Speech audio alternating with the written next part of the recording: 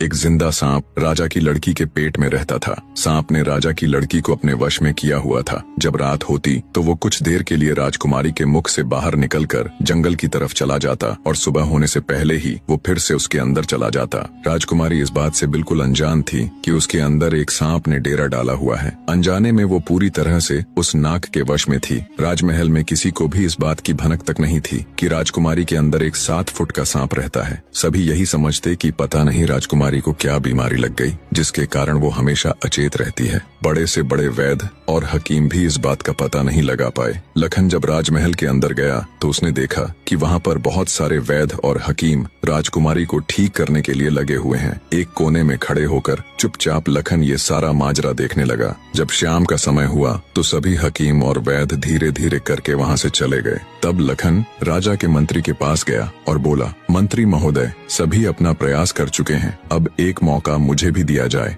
लखन की बात सुन मंत्री उसे अपने साथ ले राजा के पास जाता है और लखन का प्रस्ताव राजा के सामने रखता है। बेचारा हर तरफ से निराश हो चुका राजा एक बार अनमने ढंग से लखन की तरफ देखता है, फिर दुखी मन से कहता है, बताओ तुम मेरी बेटी का इलाज किस प्रकार करोगे। लखन राजा को प्रणाम कर बोला, महाराज, मुझे एक रात अपनी बेटी के साथ ठहरने की इजाजत दीजिए, तभी मैं किसी नतीजे पर पहुंच सकूंगा। एक बात और महाराज, मैं बिल्कुल एकांत में राजकुमारी के साथ रहना चाहता हूँ, तभी मैं अच्छे से ध्यान लगाकर राजकुमारी जी की बीमारी का पता लगा पाऊंगा।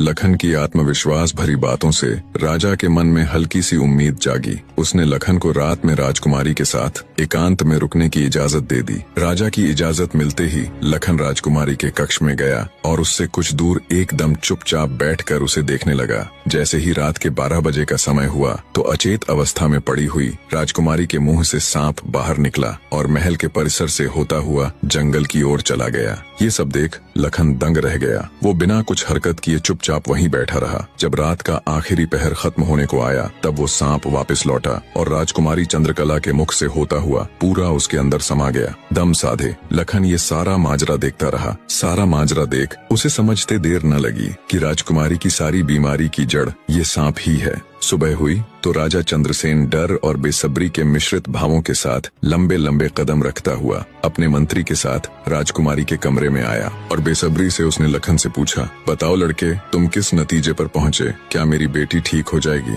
लखन बोला, महाराज, मुझे राजकुमारी की बीमारी का पता चल गया है और ईश्वर ने चाहा तो वो जरूर ठीक हो जाएगी। आप मुझे एक रात का समय और दीजिए और मेरे लिए एक तलवार, एक मिट्टी से भरी हुई बड़ी सी बाल्टी का इंतजाम कर दीजिए। लखन की बात सुन राजा को बहुत सुकून मिला। उसने मंत्री को लखन के द्वारा मांगा गया सारा सामान उसे देने का निर्देश दिया। अब सभी को इंतजार था तो बस रात का।